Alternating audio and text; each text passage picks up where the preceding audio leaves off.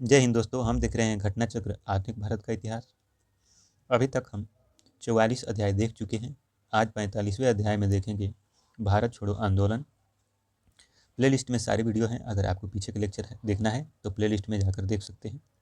वर्धा में 6 से 14 जुलाई 1942 में हुई कांग्रेस की कार्य समिति की बैठक में मौलाना अबुल कलाम आज़ाद, जवाहरलाल नेहरू, वल्लभ भाई पटेल, पट्टाभी सीतारमैया, अच्युत पटावर्धन और डॉक्टर अनुग्रह नारायण सिन्हा, अणुरा आसफ अली, महात्मा गांधी इत्यादि ने भाग लिया तथा भारत छोड़ो नामक प्रस्ताव पारित किया। इसकी अध्यक्षता तत्कालीन कांग्रेस के अध्यक्ष अबुल कलाम आज़ाद ने की थी। तो अबुल कलाम आज़ाद इस समय क्या थे? कांग्रेस के अध्यक्ष थे। 7 से 8 अगस्त 1942 को बम्बई के ऐतिहासिक ग्वालियर टैंक में अखिल भारतीय कांग्रेस कमेटी की वार्षिक बैठक हुई, जिसमें वर्धा प्रस्ताव, भारत छोड़ो आंदोलन प्रस्ताव की पुष्टि हुई। थोड़े बहुत संशोधनों के बाद 8 अगस्त 1942 को यह प्रस्ताव स्वीकार कर लिया गया और भारत के स्वतंत्रता संघर्ष के तहत अंग्रेजों के विरुद्ध भारत छोड़ो आंदोलन प्रारंभ करने की घोषणा की गई। इस आंदोलन के प्रारंभ होने के एक दिन पूर्व महात्मा गांधी ने निम्नलिखित बयान दिए, जिसमें पहला था सरकारी कर्मचारी नौकरी न छोड़े लेकिन कांग्रेस के प्रति अपनी निष्ठा की घोषणा कर दे। दूसरा इनका वक्तव्य था सैनिक अपने देशवासियों पर गोली चलाने से इनकार कर दें। तीसरा था इसमें छात्र तभी पढ़ाई छोड़े जब आज़ादी प्राप्त होने तक अपने इस निर्णय पर दृढ़ रह सके। और चौथा था राजा महाराजा भारतीय जनता की प्रभुसत्ता स्वीकार करें और उनकी रियासतों में रहने वाली जनता अपने को भारतीय राष्ट्र का अंग घोषित कर दे तथा राजाओं के नेतृत्व तभी मंजूर करे जब वे अपना भविष्य जनता के साथ जोड़ लें। इसमें गांधी जी द्वारा दिया गया यह वक्तव्य विशेष महत्वपूर्ण है कि संपूर्ण आज़ादी से कम किसी चीज़ से मैं संतुष्ट होने वाला नहीं। नमक टैक्स, शराबखोरी आदि को खत्म करने का प्रस्ताव अंग्रेज सरकार दे, किंतु मेरे शब्द होंगे आज़ादी से कम कुछ भी नहीं। मैं आपको एक मंत्र देता हूँ, करो या मरो। इस मंत्र का आशय है या तो हम भारत को आज़ाद कराएंगे या आज़ादी के प्रयास में दिवंगत होंगे। 8 अगस्त 1942 को अखिल भारतीय कांग्रेस कमेटी की बैठक पंडित जवाहरलाल नेहरू द्वारा भारत छोड़ो प्रस्ताव पेश किया गया था, जिसका सरदार वल्लभ भाई पटेल ने समर्थन किया। इस प्रस्ताव का आलेख स्वयं महात्मा गांधी ने जवाहरलाल नेहरू और अबुल कलाम आज़ाद के सहयोग से बनाया था। Hindu Mahasabha, communist party of India, unionist party Punjab एवं मुस्लिम लीग ने भारत छोड़ो आंदोलन का समर्थन नहीं किया। 9 अगस्त 1942 को भारत छोड़ो आंदोलन प्रारंभ हुआ। आंदोलन आरंभ होते ही ऑपरेशन जीरो आवर के तहत गांधी जी तथा प्रमुख कांग्रेसी नेताओं को गिरफ्तार कर लिया गया। गांधी जी को गिरफ्तार कर सरोजिनी नायडू सहित पूना के आगा खां पैलेस में रखा गया और कांग्रेस कार्य समिति के सदस्यों जवाहरलाल नेहरू, अबुल कलाम आज़ाद, गोविंद बल्लभ पंत, डॉक्टर प्रफुल्ल चंद्र, डॉक्टर पट्टाभी सीतारमैया, डॉक्टर सैयद महमूद, आचार्य जेबी कृपलानी आदि को अहमदनगर किले में रखा गया। कांग्रेस कार्य समिति के सदस्य राजेंद्र प्रसाद बम्बई नहीं आए थे, अतः उन्हें पटना में ही गिरफ्तार कर बांकीपुर जेल में नज़रबंद रखा गया। शिव कुमार और रामानंद को हजारीबाग में गिरफ्तार किया गया। वर्ष 1942 के आंदोलन का सर्वाधिक प्रभाव बम्बई, बंगाल, बिहार, उड़ीसा, संयुक्त प्रांत मद्रास में था, लेकिन समूचे देश की हिस्सेदारी इसमें अवश्य थी। आंदोलन के पूर्व ही अधिकांश शीर्ष नेताओं की गिरफ्तारी के कारण यह आंदोलन एक प्रकार का स्वतः स्फूर्त आंदोलन बन गया। भारत छोड़ो आंदोलन 1942 के समय भारत का प्रधान सेनापति लॉर्ड वेवेल था, जो कि बाद में वर्ष 1943 से 47 तक भारत का वायसराय और गवर्नर जनरल भी रहा। इस आंदोलन के समय इंग्लैंड के प्रधानमंत्री विंस्टन चर्चिल थे। कांग्रेस द्वारा भारत छोड़ो आंदोलन का प्रस्ताव पारित करते समय कांग्रेस अध्यक्ष मौलाना अबुल कलाम आज़ाद थे। उल्लेखनीय है कि वे वर्ष 1940 के रामगढ़ अधिवेशन में कांग्रेस अध्यक्ष बने थे तथा वर्ष 1941 से 45 के मध्य 5 वर्षों तक कांग्रेस का कोई वार्षिक अधिवेशन न हो सका। इन 6 वर्षों में अबुल कलाम आज़ाद कांग्रेस के अध्यक्ष बने रहे। वे स्वतंत्रता पूर्व भारतीय राष्ट्रीय कांग्रेस के सबसे लंबे समय तक और सबसे नाजुक दौर में अध्यक्ष रहे। भारत छोड़ो आंदोलन के दौरान बम्बई के विभिन्न भागों से कांग्रेस का गुप्त रेडियो प्रसारित किया जाता था, जिसे मद्रास तक सुना जा सकता था। राम मनोहर लोहिया नियमित रूप से इस रेडियो का प्रसारण करते थे। उषा मेहता कांग्रेस के भूमिगत रेडियो का संचालन करने वाले छोटे से दल की एक महत्वपूर्ण सदस्य थी। महात्मा गांधी के भारत छोड़ो आंदोलन के दौरान अमेरिकी पत्रकार लुईस फिशर महात्मा गांधी के जीवनीकार उनके साथ थे। तो महात्मा गांधी के जीवनीकार कौन थे? लुईस फिशर थे। अमेरिकी बुद्धिजीवी पर्ल बक, एडर गेर स्नो, एम.एल. सुरमेन, नॉर्मन माइटून थॉमस के साथ लुईस फिशर ने भारतीय स्वतंत्रता की मांग की थी। भारत छोड़ो आंदोलन 1942 से उत्पन्न दंगे बिहार और यूपी में सबसे अधिक व्यापक रहे। यहाँ विद्रोह जैसा माहौल बन गया। पूर्वी संयुक्त प्रांत में आजमगढ़, बलिया और गोरखपुर तथा बिहार में गया, भागलपुर, सारण, पूर्णिया, शाहाबाद, मुजफ्फरपुर और चंपारण स्वतः स्फूर्त जन विद्रोह के मुख्य केंद्र रहे। 1942 का भारत छोड़ो आंदोलन किसानों के बीच काफ़ी व्यापक हो गया। किसानों के अंशकालिक जत्थे दिन में खेती करते और रात को तोड़फोड़ की कार्यवाही में भाग लेते। उनकी उग्रता की प्रबलता इस कदर थी कि वह कई अर्थों में 1857 का स्मरण कराती थी। इसलिए तत्कालीन ब्रिटिश प्रधानमंत्री विंस्टन चर्चिल को भेजे गए एक तार में तत्कालीन वायसराय लिनलिथगो द्वारा इस आंदोलन को 1857 के बाद सबसे गंभीर विद्रोह कहना पड़ा। भारत छोड़ो आंदोलन के दौरान जयप्रकाश नारायण ने हजारीबाग के सेंट्रल जेल से फरार होकर भूमिगत गतिविधियों को संगठित किया। योगेंद्र शुक्ल जयप्रकाश नारायण के साथ 9 नवंबर 1942 को हजारीबाग जेल से भागे, किंतु मुजफ्फरपुर में गिरफ्तार कर लिए गए तथा पटना लाए गए। भारत छोड़ो आंदोलन 1942 के दौरान बम्बई में कांग्रेस सम्मेलन को संबोधित करते हुए गांधी जी ने जो भाषण दिया था उसके बारे में पट्टाभी सीतारामैया ने लिखा है, वास्तव में गांधी जी उस दिन अवतार एवं पैगंबर की प्रेरक शक्ति से प्रेरित होकर भाषण दे रहे थे। राष्ट्रीय स्वयंसेवक संघ 1942 के भारत छोड़ो आंदोलन से पृथक रहा।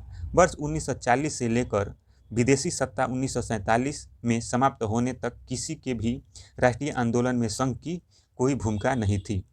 अरुणा आसफ अली प्रसिद्ध भारतीय स्वतंत्रता सेनानी थे। उन्हें वर्ष 1942 में भारत छोड़ो आंदोलन के दौरान मुंबई के ग्वालिया टैंक मैदान में कांग्रेस का झंडा फहराने के लिए हमेशा याद किया जाता है। अरुणा आसफ अली, उषा मेहता, जयप्रकाश नारायण, राम मनोहर लोहिया आदि कांग्रेस के बड़े नेताओं की गिरफ्तारी के बाद भूमिगत रहकर 1942 के भारत छोड़ो आंदोलन का नेतृत्व किया था। भारत छोड़ो आंदोलन की एक महत्वपूर्ण विशेषता थी देश के कई स्थानों पर समानांतर सरकार की स्थापना। 1942-43 के दौरान देश के 3 प्रमुख स्थानों समानांतर सरकार का गठन हुआ। बलिया में अगस्त 1942 चित्तू पांडे के नेतृत्व में, तामलुक, मिदनापुर, बंगाल दिसंबर 1942 से अगस्त 1944 तक। यहाँ की जातीय सरकार ने तूफान पीड़ितों की सहायता के लिए कार्यक्रम आरंभ किया। और तीसरा था सतारा, महाराष्ट्र, अगस्त 1943 से मई 1946 तक। यह सबसे लंबे समय तक चलने वाली सरकार थी। यहाँ पर प्रति सरकार के नाम से समानांतर सरकार की स्थापना की गई।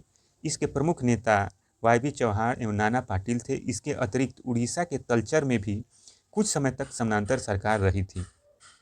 बीमारी के आधार पर गांधी जी को 6 मई 1944 को रिहा कर दिया गया। विंस्टन चर्चिल ने गांधी जी के रिहाई के संबंध में कहा कि जब हम हर जगह जीत रहे हैं, ऐसे में हम एक कमबख्त बूढ़े के सामने कैसे झुक सकते हैं जो हमेशा हमारा दुश्मन रहा है। अब आते हैं प्रश्न संख्या 1 है, 6 जुलाई 1942 को वर्धा में महात्मा गांधी ने कांग्रेस की कार्य समिति में अपने भारत छोड़ो आंदोलन की चर्चा की। तब उस समिति के अध्यक्ष थे तो मौलाना अबुल कलाम आज़ाद थे उस समिति के अध्यक्ष। वर्धा में जुलाई 1942 में हुई कांग्रेस की कार्य समिति की बैठक में मौलाना अबुल कलाम आज़ाद, जवाहरलाल नेहरू, वल्लभ भाई पटेल, पट्टाभी सीतारामैया, अच्युत पटवर्धन, डॉक्टर अनुग्रह नारायण सिन्हा, अरुणा आसफ अली, महात्मा गांधी इत्यादि ने भाग लिया। भारत छोड़ो नामक प्रस्ताव पास किया। इसकी अध्यक्षता तत्कालीन कांग्रेस अध्यक्ष अबुल कलाम आज़ाद ने ही की थी। प्रश्न संख्या 2 है, 14 जुलाई 1942 को कांग्रेस कार्य समिति द्वारा भारत छोड़ो आंदोलन का प्रस्ताव पारित किया गया था, तो वर्धा में पारित किया गया था।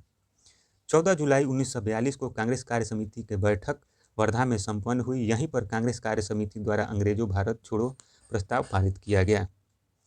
प्रश्न संख्या 3 है, भारत छोड़ो आंदोलन के समय भारत का प्रधान सेनापति कौन था? तो लॉर्ड वेवेल।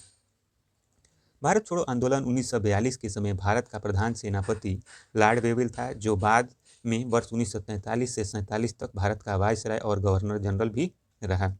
प्रश्न संख्या 4 है, भारत छोड़ो आंदोलन कब प्रारंभ हुआ था? तो 9 अगस्त 1942 को भारत छोड़ो आंदोलन प्रारंभ हुआ था। 7-8 अगस्त 1942 को बम्बई के ऐतिहासिक ग्वालियर टैंक में अखिल भारतीय कांग्रेस कमेटी की वार्षिक बैठक हुई, जिसमें वर्धा प्रस्ताव भारत छोड़ो प्रस्ताव की पुष्टि की गई।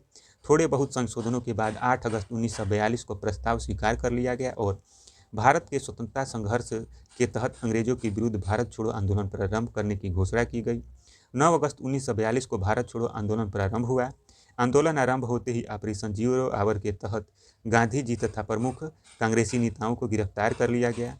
गांधी जी को गिरफ्तार कर सरोजिनी नायडू सहित पूना के आगा खां पैलेस में रखा गया। 1942 के आंदोलन का सर्वाधिक प्रभाव बम्बई, बंगाल, बिहार, उड़ीसा, संयुक्त प्रांत, उत्तर प्रदेश एवं मद्रास में था, लेकिन समूचे देश की हिस्सेदारी इसमें अवश्य थी।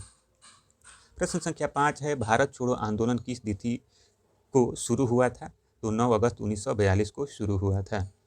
प्रश्न संख्या 6 है, भारत छोड़ो आंदोलन वर्ष 1942 में शुरू किया गया था।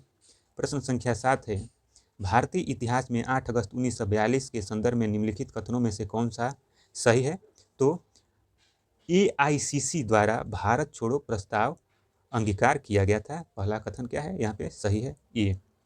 अगला प्रश्न है, भारत छोड़ो आंदोलन का प्रस्ताव बम्बई में किस मैदान में पारित किया गया था? तो ये ग्वालियर टैंक में पारित किया गया था। प्रश्न संख्या 9 है, वर्ष 1942 क्यों महत्वपूर्ण है? तो भारत छोड़ो आंदोलन हुआ था इसमें। प्रश्न संख्या 10 है, भारत छोड़ो आंदोलन कहाँ से शुरू हुआ था? तो बम्बई से शुरू हुआ था। प्रश्न संख्या 11 है, 8 अगस्त 1942 में कांग्रेस ने भारत छोड़ो आंदोलन कहाँ प्रारंभ किया था? तो बम्बई में किया था। प्रश्न संख्या 12 है, कांग्रेस के विरुद्ध भारत छोड़ो आंदोलन की घोषणा किस वर्ष की गई थी? तो 1942 में की गई थी। प्रश्न संख्या 13 है, भारत छोड़ो आंदोलन प्रारंभ किया गया था तो कहाँ किया गया था, कब किया गया था? तो 9 अगस्त 1942 को मुंबई से किया गया था।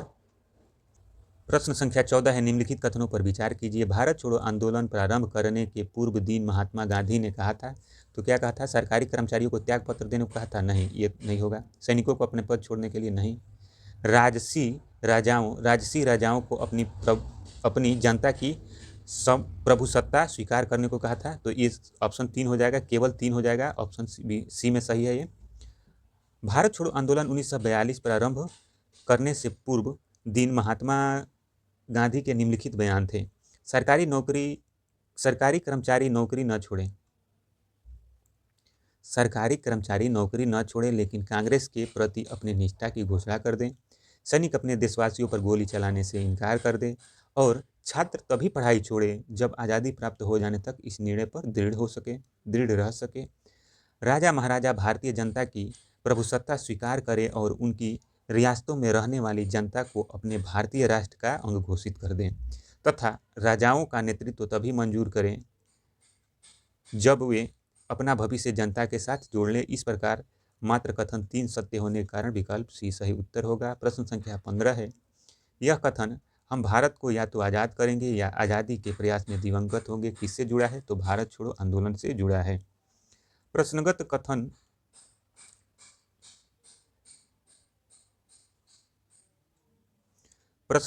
भारत छोड़ो आंदोलन से संबद्ध है। 8 अगस्त 1942 को भारत छोड़ो प्रस्ताव कतिपय संशोधनों के बाद पास कर दिया गया। इसमें गांधी जी द्वारा दिया गया यह वक्तव्य विशेष महत्वपूर्ण है कि संपूर्ण आज़ादी से कम किसी चीज़ से मैं संतुष्ट होने वाला नहीं। नमक, टैक्स, शराबखोरी आदि को खत्म करने का प्रस्ताव अंग्रेज दें, किंतु मेरे शब्द होंगे आज़ादी से कम कुछ भी नहीं। मैं आपको एक मंत्र देता हूँ, करो या मरो। इस मंत्र का आशय यह है, या तो हम भारत को आज़ाद कराएंगे या आज़ादी के प्रयास में दिवंगत होंगे। करो या मरो का नारा किसने दिया? तो करो या मरो का नारा महात्मा गांधी ने दिया। प्रश्न संख्या 17 है यहाँ पे। प्रश्न संख्या 17 है यहाँ पे, करो या मरो का संबंध किस आंदोलन से है? तो भारत छोड़ो आंदोलन से संबंधित है करो या मरो। करो या मरो का नारा निम्नलिखित आंदोलनों में से किसके साथ संबंधित है? भारत छोड़ो आंदोलन के साथ संबंधित है।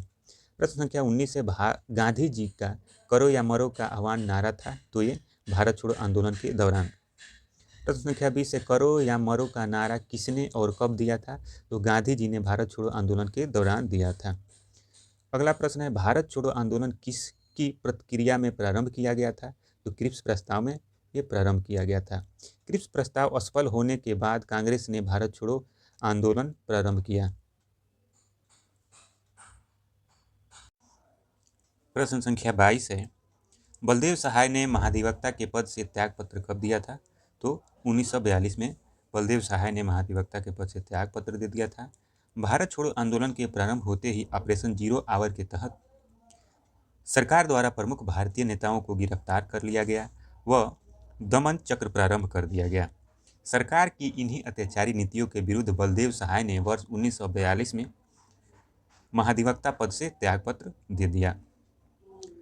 अगला प्रश्न है, 1942 के भारत छोड़ो आंदोलन के संबंध में निम्नलिखित में से कौन सी टिप्पणी सत्य नहीं है? सत्य नहीं है पूछा गया है, तो इसमें स्टार मार्क कर दिया गया है। व्याख्या के तहत इसको देख लेते हैं कि 1942 का भारत छोड़ो आंदोलन निश्चयतः अहिंसक नहीं था।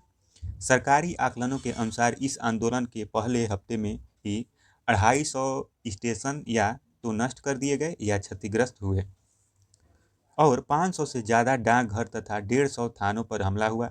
सत्ता पक्ष से तो दमन के लिए भारी हिंसा हुई। महात्मा गांधी ने स्वयं 1942 में जनता द्वारा की गई हिंसा की निंदा करने से इनकार कर दिया था। उनका कहना था कि यह सत्ता की बड़ी हिंसा का जवाब था।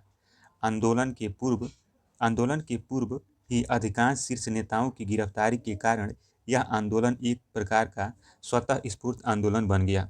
भारत छोड़ो आंदोलन में भारतीय श्रमिक वर्ग की भागीदारी कई कारणों से, जैसे आर्थिक चिंताएं, दमन का डर, ट्रेड यूनियन का प्रभाव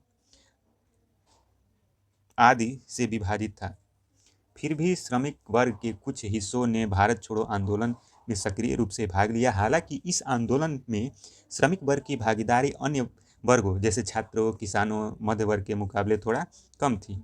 अतः विकल्प ए और बी दोनों सत्य नहीं है। अगला प्रश्न है, भारत छोड़ो आंदोलन का नेतृत्व किया था, तो भारत छोड़ो आंदोलन का नेतृत्व महात्मा गांधी ने किया था।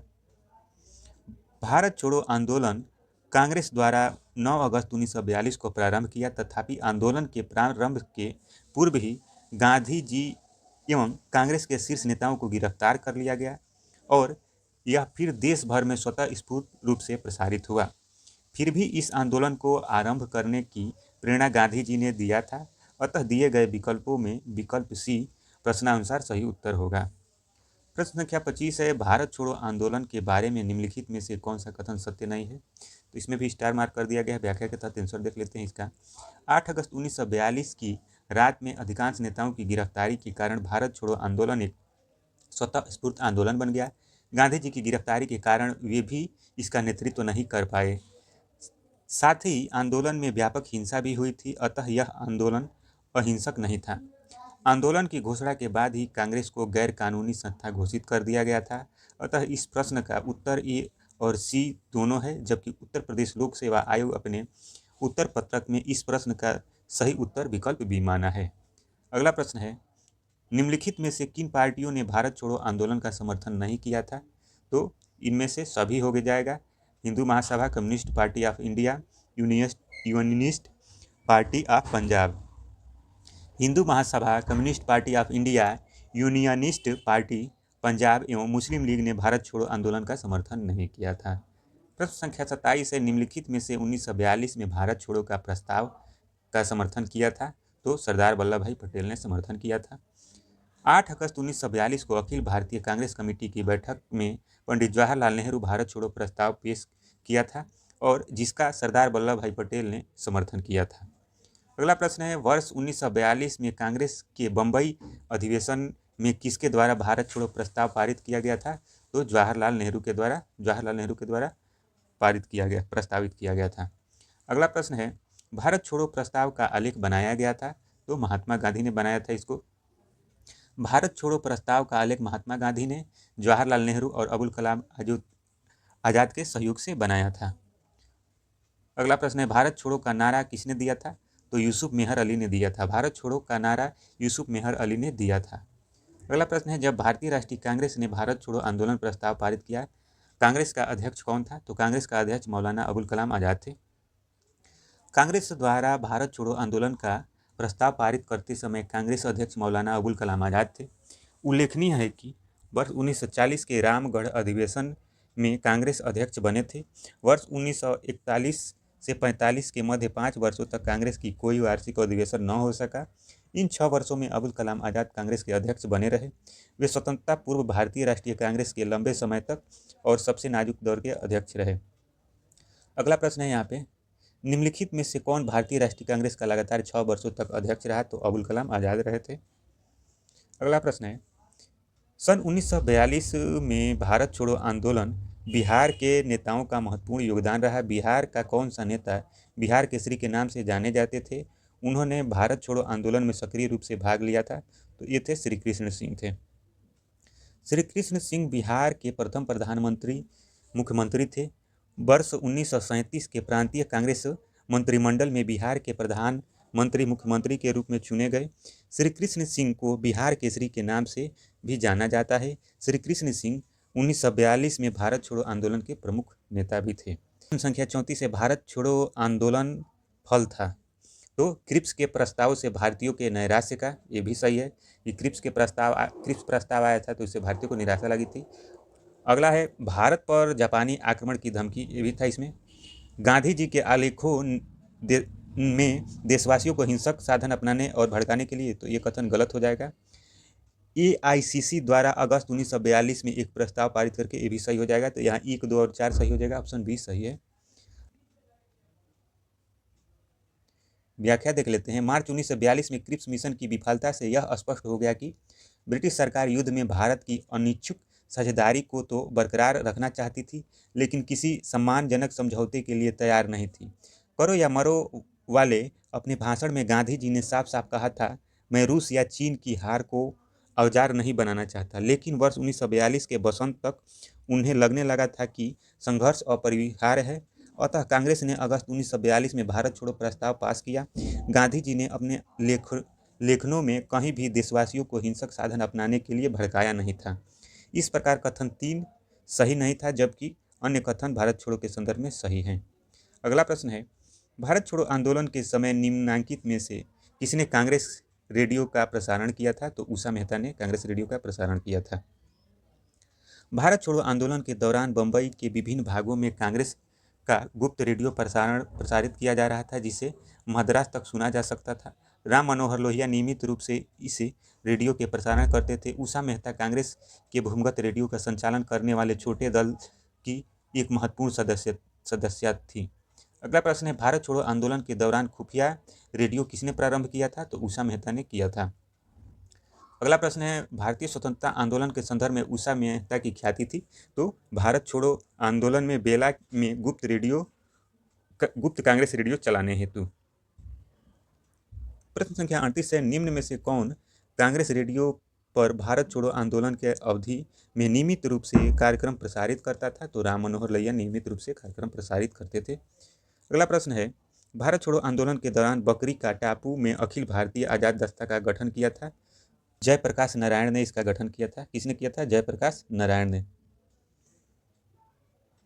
भारत छोड़ो आंदोलन के दौरान जयप्रकाश नारायण ने नेपाल की तराई में बकरी का टापू में अखिल भारतीय आजाद दस्ता का गठन किया था। आजाद दस्ता का गठन विशेष रूप से सरकार के विरुद्ध तोड़फोड़ की कार्रवाई के लिए किया गया था, ताकि युद्ध कार्यों में सरकार को बाधा पहुंचे। मई 1943 में ब्रिटिश सरकार के दबाव में नेपाल की सरकार ने जयप्रकाश नारायण को गिरफ्तार कर लिया। उसके साथ गिरफ्तार व्यक्तियों में राम मनोहर लोहिया, श्याम नंदन सिंह, बैद्यनाथ झा तथा कार्तिक प्रसाद सिंह भी थे। अगला प्रश्न है, भारत छोड़ो आंदोलन के समय इंग्लैंड के प्रधानमंत्री कौन थे? तो विंस्टन चर्चिल थे। भारत छोड़ो आंदोलन के समय इंग्लैंड के प्रधानमंत्री कौन थे? विंस्टन चर्चिल थे, और वे वर्ष 1940 से 45 तक ब्रिटेन के प्रधानमंत्री रहे। प्रश्न संख्या 41 है, अमेरिकी पत्रकार जो गांधी जी के भारत छोड़ो आंदोलन के दौरान उनके साथ था, उसका नाम क्या था? तो लुईस फिशर था। महात्मा गांधी के भारत छोड़ो आंदोलन के दौरान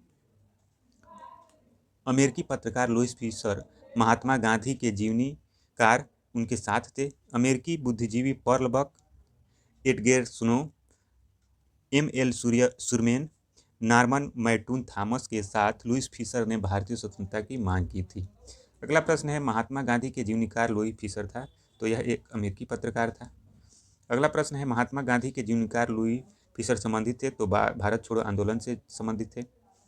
अगला प्रश्न है, निम्नलिखित पत्रकारों में से कौन महात्मा गांधी का जीवनीकार था, तो लुईस फिशर।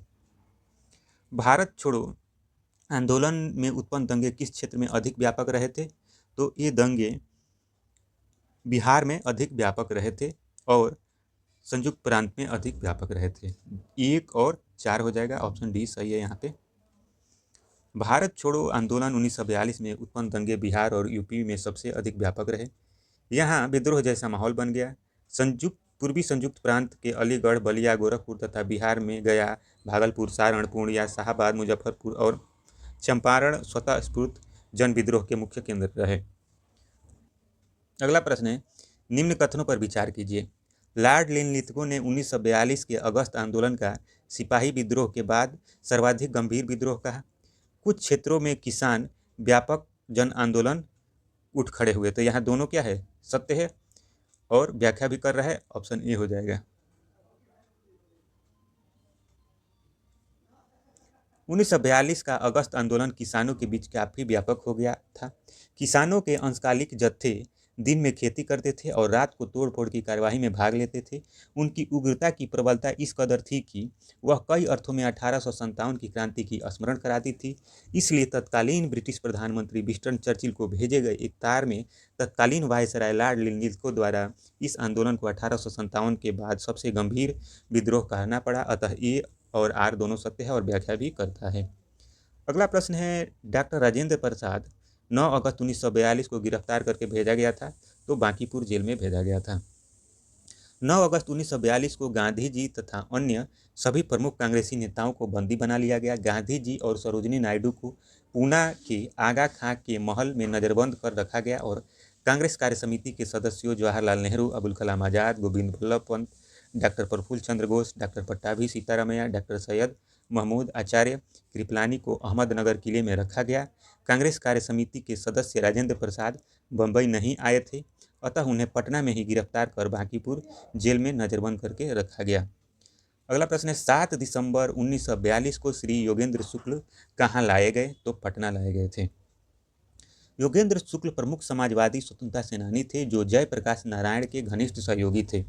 जयप्रकाश नारायण के हजारीबाग जेल से फरार होने की घटना में ये भी उनके साथी थे। यद्यपि शीघ्र ही इन्हें मुजफ्फरपुर से गिरफ्तार कर लिया गया व 7 दिसंबर 1942 को पटना लाया गया। अगला प्रश्न है, श्री जगत नारायण लाल की पत्नी कौन थी, तो श्रीमती रामप्यारी थी। श्री जगत नारायण लाल बिहार के प्रमुख स्वतंत्रता सेनानी थे। उनकी पत्नी श्रीमती रामप्यारी देवी थी, जो कि स्वयं भी भारत छोड़ो आंदोलन के दौरान जेल गई थी। स्वतंत्रता पश्चात वे बिहार विधान परिषद की सदस्य बनी। अगला प्रश्न है, भारत छोड़ो आंदोलन के संदर्भ में महात्मा गांधी को कहाँ बंदी बनाया गया था, तो बंबई में बंदी बनाया गया था। भारत छोड़ो आंदोलन का प्रस्ताव पारित होने के बाद 9 अगस्त 1942 को बंबई में गांधी जी एवं अन्य सभी प्रमुख कांग्रेसी नेताओं को बंदी बना लिया गया था। गांधी जी को पूना के आगा खां महल में नजरबंद करके रखा गया था।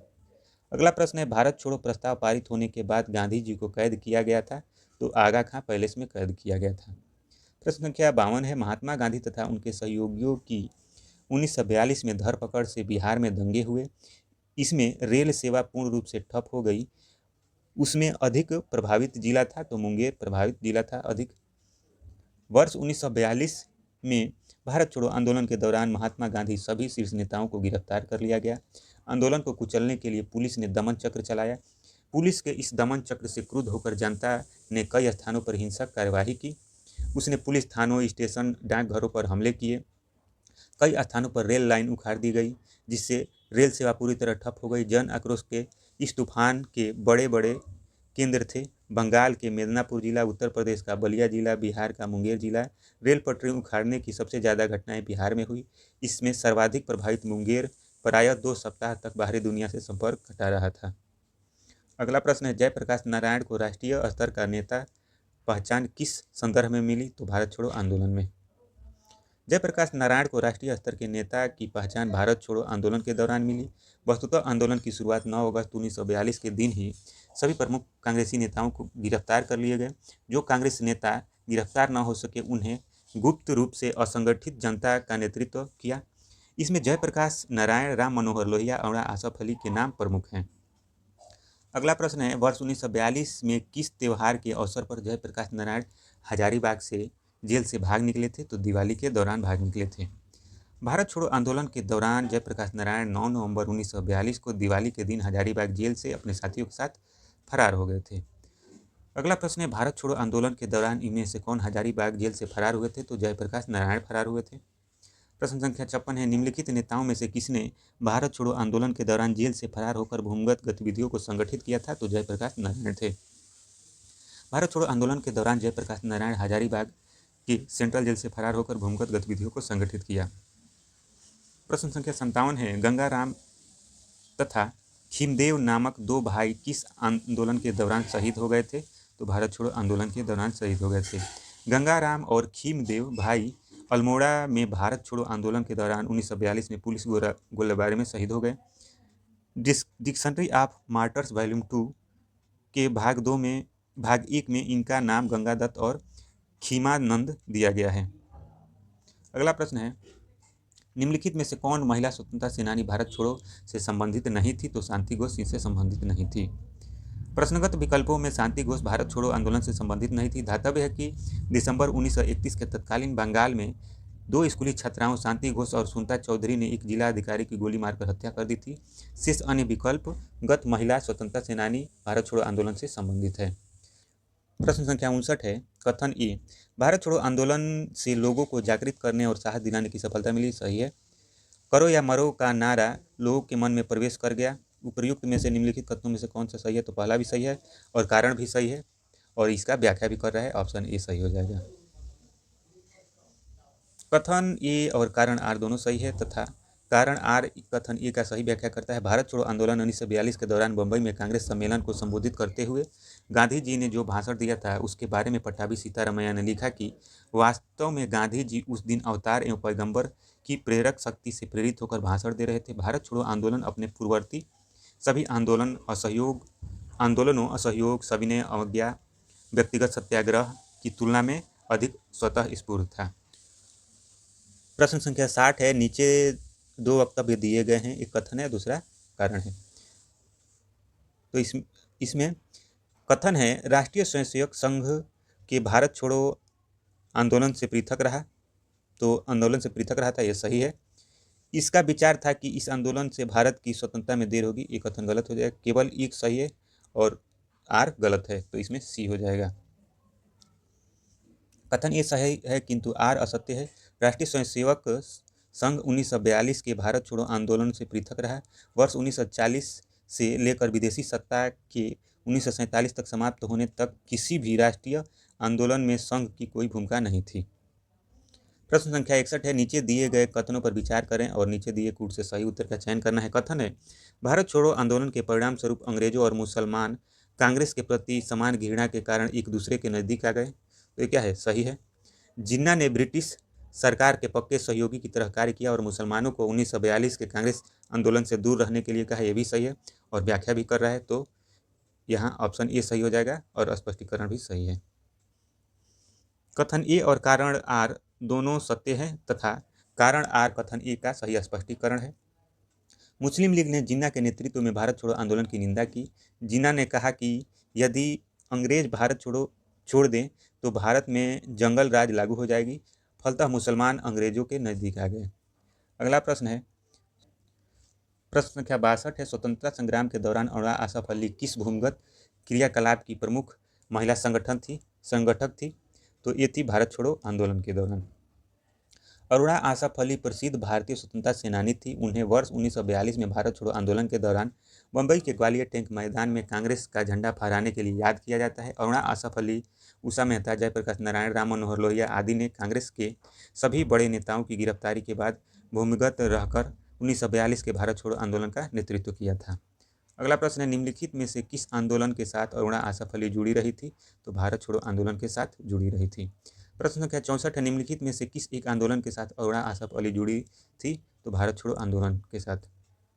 प्रश्न प्रश्न संख्या 65 है, नीचे कुछ स्थानों की सूची दी गई है, उनका नामोल्लेख कीजिए जहां भारत छोड़ो आंदोलन में समानांतर सरकारों की स्थापना की गई है।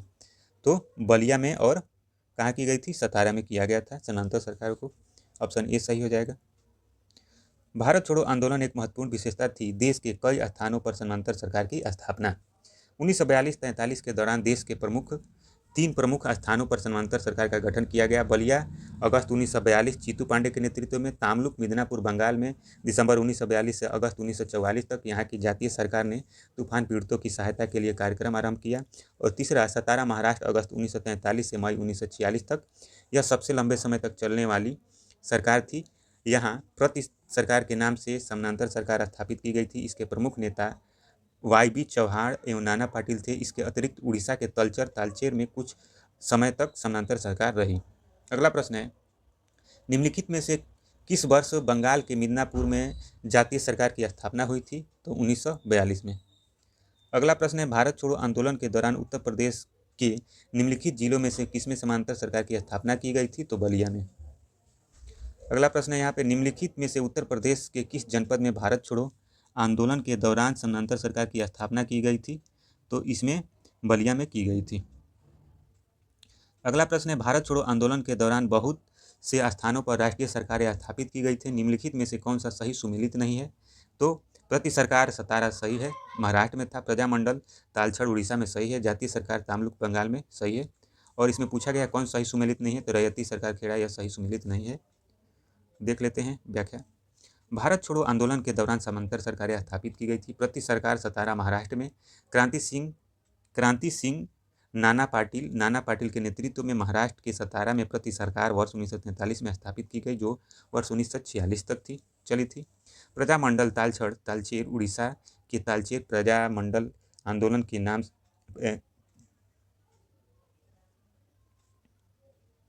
प्रजामंडल तालचेर उड़ीसा के तालचेर में प्रजामंडल आंदोलन ने ब्रिटिश शासन स्थानीय राजाओं के खिलाफ विद्रोह किया था, जो भारत छोड़ो आंदोलन का हिस्सा थी। अगला थी जातीय सरकार तामलुक बंगाल में। बंगाल के तामलुक में जातीय सरकार ताम्रलिप्ति जातीय सरकार स्थापित की गई थी। यह सरकार दिसंबर 1942 से अगस्त 1944 तक सक्रिय रही। इस सरकार के गठन में 3 लोग अजय कुमार मुखर्जी, सतीश चंद्र सामंत और सुशील कुमार धर ने महत्वपूर्ण भूमिका निभाई। और रैयती सरकार कहाँ थी? तो रैयती सरकार खेड़ा में नहीं बल्कि बारदोली गुजरात में स्थापित की गई थी। रैयती सरकार भारत छोड़ो आंदोलन के दौरान स्थापित एक समानांतर सरकार थी, जिसे गुजरात में दमनकारी राजस्व नीतियों के प्रतिक्रिया के रूप में स्थापित किया गया था। प्रश्न संख्या 70 है, भारत छोड़ो आंदोलन के दौरान कनकलता बरुआ एक कन्या ने जनता का एक जुलूस निकाला और पुलिस की परवाह न करते हुए थाने में घुसने के प्रयास में गोली चलाई। यह घटना किस स्थान पर थी? तो यह घटना गोहपुर में थी। कहाँ पे थी? गोहपुर। कनकलता बरुआ बोरा का जन्म 1924 में असम में हुआ था। वर्ष 1942 में भारत छोड़ो आंदोलन के दौरान गोहपुर पुलिस थाने पर तिरंगा फहराने के दौरान पुलिस गोलीबारी में शहीद हो गई थी। इन्हें पूर्वोत्तर भारत की लक्ष्मीबाई कहा जाता है। अगला प्रश्न है, कथन है भारत छोड़ो आंदोलन में राष्ट्रीय आंदोलन की पराकाष्ठा थी। सही है। भारत छोड़ो आंदोलन के पश्चात शक्ति हस्तांतरण प्रक्रिया की खोज समय का तकाजा थी। ये भी कथन और कारण दोनों सही है और व्याख्या भी कर रहा है। निसंदेह भारत छोड़ो आंदोलन को सरकार ने बर्बरतापूर्वक कुचला, फिर भी 1947 में स्वाधीनता का जो स्वर्ण बिहान हुआ, उसने इस आंदोलन की सबसे बड़ा योगदान था। अगस्त 1942 में दी गई भारत छोड़ो की ललकार के ठीक 5 वर्ष बाद अंग्रेज भारत छोड़ने के लिए मजबूर कर दिया। अगला प्रश्न है, भारत छोड़ो आंदोलन के उपरांत सी राजगोपालाचारी ने द वे आउट नामक पैम्पलेट जारी किया। निम्नलिखित में से कौन सा प्रस्ताव इस पैम्पलेट में था? तो संवैधानिक गतिरोध का हल था। व्याख्या देख लेते हैं। अखिल भारतीय मुस्लिम लीग तथा भारतीय राष्ट्रीय कांग्रेस के बीच संवैधानिक गतिरोध को दूर करने के लिए सी राजगोपालाचारी ने वर्ष 1944 में द वे आउट नामक प्रपत्र जारी किया था, जिसका कांग्रेस की ओर से विरोध किया गया था। गांधी जी ने जिन्ना से अपनी बातचीत में इस प्रस्ताव की चर्चा की थी, जिसे जिन्ना ने अस्वीकार कर दिया था। अगला प्रश्न है, ऑपरेशन रूबिकान वह कूट शब्द था जिसमें भारत में ब्रिटिश सरकार द्वारा निम्नलिखित में से किस संदर्भ में प्रयोग किया गया था? तो जेल में गांधी जी का आमरण अनशन। भारत छोड़ो आंदोलन के दौरान आगा खा पैलेस में कैद के समय महात्मा गांधी के स्वास्थ्य में आमरण अनशन के कारण तेजी से गिरावट आ रही थी। ऐसे में ब्रिटिश प्रधानमंत्री विंस्टन चर्चिल के नेतृत्व वाली ब्रिटिश सरकार ने गांधी जी की सेहत को लेकर बहुत चिंतित थी, क्योंकि अगर गांधी जी की मृत्यु होती तो देश भर में भारी अशांति हो सकती थी। ऑपरेशन रूबिकान एक गुप्त योजना थी, ऐसी स्थिति से निपटने के लिए बनाई गई थी। हालांकि गांधी जी की सेहत ब्रिटिश सरकार से वार्ता के उपरांत उपवास तोड़ने से स्थिर हो गई और ब्रिटिश सरकार को ऑपरेशन रूबिकान पर काम नहीं करना पड़ा। अगला हम अध्याय देखेंगे अगले वीडियो लेक्चर में, सुभाष चंद्र बोस और आज़ाद हिंद।